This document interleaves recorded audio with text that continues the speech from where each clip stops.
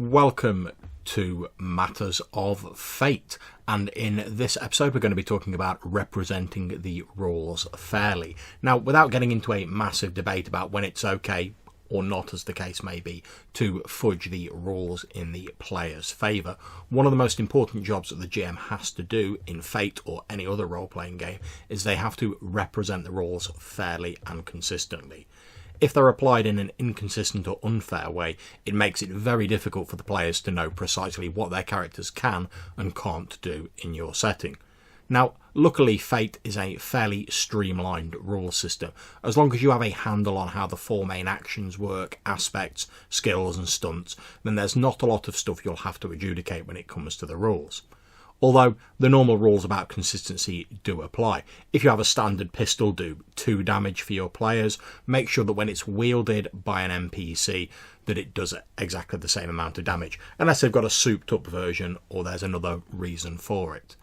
One area where you will have to make more decisions is when it comes to what is an appropriate invoke or compel of an aspect. Now, we've talked about how the mechanics of aspects work in an earlier video that you can see there, and I'm doing a series of articles that go into more detail about that on my blog, so I'm not going to get into the mechanics too heavily here. However, when it comes to aspects, you need to make sure that both the GM and the player are working with the same frame of reference. For example, if I have a player who is a member of a local law enforcement agency who wishes to use his aspect to justify stopping someone on the street they're believed to have committed a crime, well, without going into the details of various legal systems, how plausible this action is would differ depending on where you are, and that would differ dramatically even if you were running a real world setting. So there would certainly be legal differences if we're talking about a fantasy setting, a sci-fi setting, a superhero setting, not to mention numerous others. The GM and the player might have entirely different ideas about what is permissible for law enforcement in your campaign setting. Now, there are a few ways you can handle this. One, if the player can justify it, then let it happen. This is a nice simple method, but you need to make sure that if the situation arises again in the future, that you either remember or write down your initial response so you can keep that consistency. Two, check the aspects on the character sheet before the session and clarify any potential sticking points.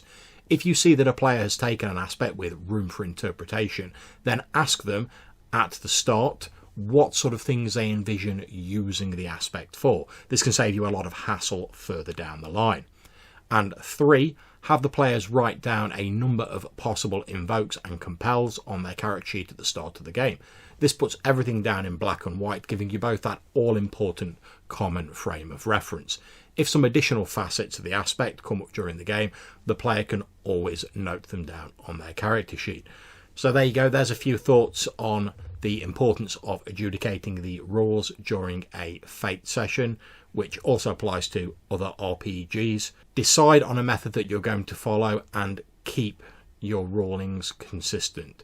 If you make a ruling, note it down if you've not got a great memory, and make sure that when that situation comes up again, you portray things consistently. By doing that, the players will feel as though your setting has more logic to it. They will know what they can, what they can't do, and they will be happier with your future rulings. So I hope you've enjoyed this short video. You consider clicking on the red dice up there to subscribe to our channel. You can find us on all the normal social media, Facebook, Twitter, Google+, etc. If you have any comments on the video, please put them in the box down below, or as always, hit me up in the Google+ links.